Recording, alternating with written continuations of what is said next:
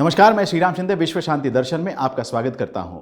एक ऐसा YouTube channel जिसमें सिर्फ अच्छी और सकारात्मक खबरें सुनाई जाती हैं और इसकी संकल्पना की है विश्वधर्मी प्रोफेसर डॉक्टर विश्वनाथ कराड जी ने। लीजिए शुरू करते हैं आज की सुर्खियों के बाद। मुमताज बनी उभरती खिलाड़ी, देखे दो बम धमाके, प्रकृति को मिला कानूनी अधिकार, नदी बचे गंदगी से, रक्तदान माना श्रेष्ठ दान। भारत की मुमताज खान बनी rising star of the year. Africa में विश्व कप फुटबॉल में किया शानदार खेल का प्रदर्शन। भारत की मुमताज खान को इस साल की शुरुआत में दक्षिण अफ्रीका में जूनियर विश्व कप में देश के अभियान के दौरान उनकी शानदार भूमिका के लिए नामित किया गया है FIH महिला rising star of the year. Lucknow की 19 वर्षीय मुमताज ने 6 मैचों में हैट्रिक सहित 8 गोल किए थे। वह विश्व कप में शीर्ष स्कोर करने वालों की सूची में तीसरे स्थान पर रही। नीदरलैंड्स के खिलाफ पूरे टूर्नामेंट में वह सिर्फ एक गेम में गोल करने में विफल रही। मुमताज ने इंग्लैंड के खिलाफ कांस्य पदक मैच में महत्वपूर्ण टाई में भारत के लिए दोनों गोल किए। इसी के सम्मान में उसे यह खिताब दिया गया। एक ऐसा इंसान जो एक नहीं 2 बम धमाकों से गुजरकर भी जीवित रहा। सुनते हैं सुतोमो यामागुची की कहानी। 6 अगस्त 1945 की सुबह लगभग 8:15 बजे सुतोमो यामागुची अपने कार्यस्थल जा रहे थे जब हिरोशिमा के ऊपर एक बम वर्षक को उड़ते हुए देखा गया। एक छोटी सी वस्तु विमान से बाहर गिर गई और यामागुची को जो अगली बात याद आई वह प्रकाश की एक चमक थी। इस बम ने हिरोशिमा को नष्ट कर दिया। यामागुची गृहनगर नागासाकी लौट आया।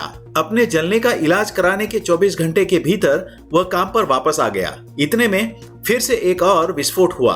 इस विस्फोट से मारे गए लोगों की संख्या 35,000 से 40,000 के बीच थी। यामागुची इस बार भी अपनी पत्नी और 5 महीने के बेटे के साथ बच गया। यामागुची परमाणु बम से बचे एकमात्र व्यक्ति थे। फिल्म निर्माता हिदेताका इनाजुका ने इस विषय पर एक डॉक्यूमेंट्री बनाई जिसका नाम था Twice Bombed: the legacy of Tsutomu Yamaguchi. प्रकृति के अधिकार को दी कानूनी रूप से मान्यता। अब पनामा भी है ऐसे देशों की सूची में। पनामा की अदालत प्रणाली में अब प्रकृति के अधिकारों की रक्षा की जा सकती है।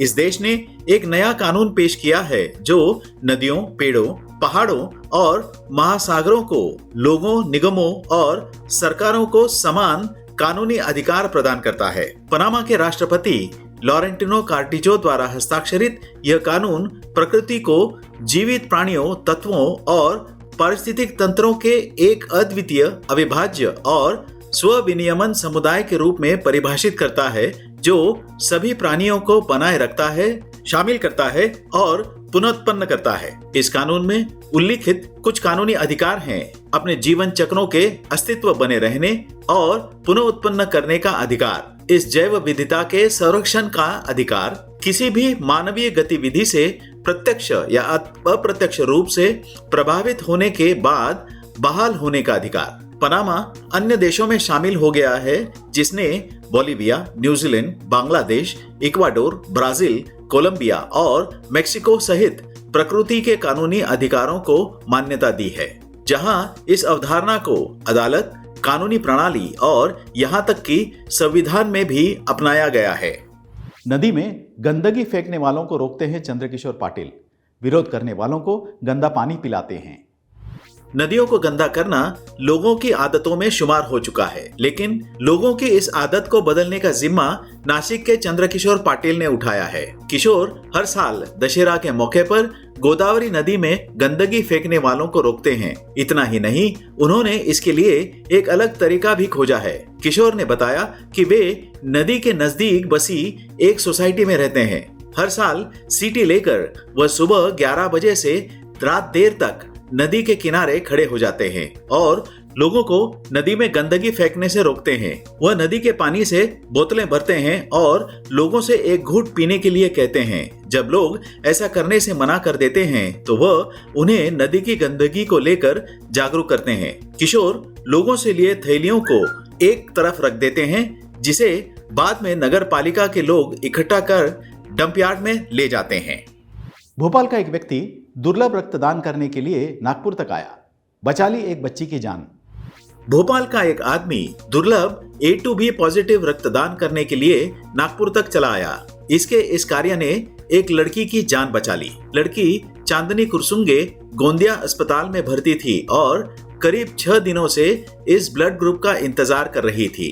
रक्त प्रकार A2B बहुत दुर्लभ है। पूरी दुनिया की आबादी के केवल 1.4% के पास यह ब्लड ग्रुप है। गोंदिया की इस 17 वर्षीय लड़की की जान बचाने के लिए भोपाल के इस मानव संसाधन पेशेवर हितेश अरोड़ा ने नागपुर की रात भर की यात्रा की और दुर्लभ प्रकार का A2B पॉजिटिव रक्तदान किया। यह पहली बार नहीं था जब उन्होंने रक्तदान करने के लिए इतनी लंबी यात्रा की थी। उन्होंने कहा कि अगर भविष्य में इस लड़की को खून की जरूरत होगी तो वह उसके परिवार के संपर्क में रहेंगे। हाल ही में हुए एक अंतर्राष्ट्रीय समारोह में भारत के पंतप्रधान जी ने अफ्रीका के राष्ट्रपति को हमारी प्राचीन डोगरा कला का एक नमूना भेंट में दिया। क्या है यह डोगरा कला और कहां से आई है, आइए जानते हैं जाते जाते। डोगरा कला भारत के ऐतिहासिक कला रूपों में से एक है। इस प्राचीन कला की सबसे प्रारंभिक अभिव्यक्तियों में से एक मोहनजोदारो और हड़प्पा की खुदाई से मिली नृत्यांगना की कलाकृतियां हैं। पुरातत्वविदों का मानना है कि नाचने वाली लड़की की ये कलाकृति 4000 साल से भी ज्यादा पुरानी है। कलात्मकता के काम की ये सादगी दुनिया भर में सभी को पसंद है। डोगरा कला हमारी सांस्कृतिक विरासत का एक हिस्सा है। आज के संस्करण में यहीं पर रुकते हैं। देखते रहिए विश्व शांति दर्शन। धन्यवाद।